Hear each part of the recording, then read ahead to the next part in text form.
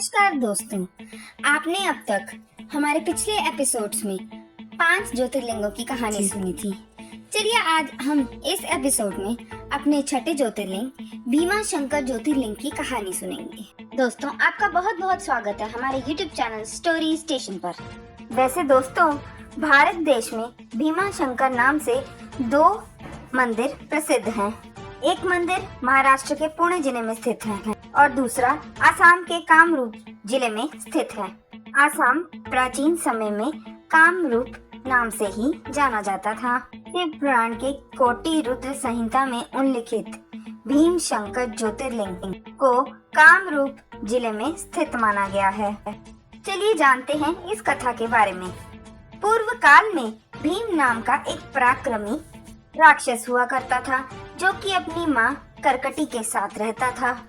बड़े होने पर उसने एक दिन अपने माता से यह पूछा कि उसके पिता कौन हैं और वह कहाँ रहते हैं।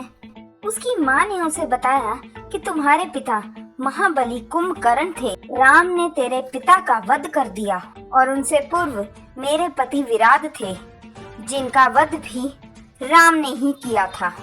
उनकी मृत्यु के बाद मैं अपने माता पिता के साथ रहने लगी। एक दिन उन्होंने अगस्त्य मुनि के शिष्य को आहार बनाना चाहा, तो उस विष्णु भक्त शिष्य ने मेरे माता पिता को भस्म कर डाला। इसके बाद एकांत में मैं इस पर्वत पर रहने लगी। अपने पिता और सभी परिवारजन की मृत्यु का कारण पता चलने पर उसने विष्णु और सभी देवताओं से बदला लेने का निश्चय किया। उसने एक पर्वत पर जाकर ब्रह्मा जी की 1000 सालों तक तपस्या की। जब ब्रह्मा जी प्रकट हुए तो उसने उनसे बहुत ताकतवर होने का वरदान प्रकट कर लिया। साथ ही साथ उसने ये वरदान भी मांगा कि मुझे कोई भी विष्णु भक्त कभी न मार पाए।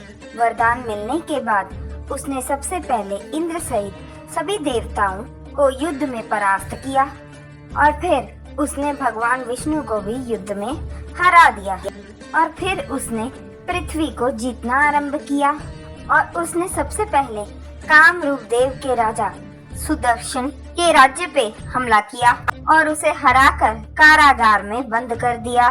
महाराज भगवान शिव के बहुत बड़े भक्त थे। उन्होंने कारागार में ही शिवलिंग की स्थापना की। भगवान शिव का भजन पूजन शुरू कर दिया। जब भीम ने यह देखा तो उसने अपनी तलवार से महाराज के बनाए हुए शिवलिंग को तोड़ने का प्रयास किया।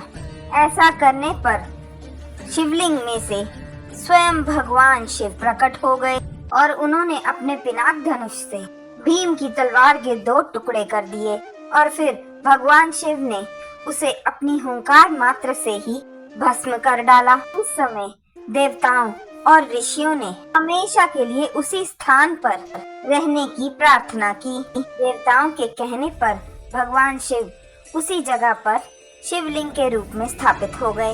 इस स्थान पर भीम से युद्ध करने के कारण से ही इस ज्योतिर्लिंग का नाम भीम शंकर ज्योतिर्लिंग प्रसिद्ध हुआ। तो दोस्तों, आपको हमारा ये एपिसोड कैसे लगा कमेंट्स करके जरूर बताइएगा और अगर वीडियो अच्छी लगी तो चैनल को करें सब्सक्राइब, लाइक, शेयर और घंटे को दबाना मत भूलिएगा। आपका बहुत बहुत धन्यवाद।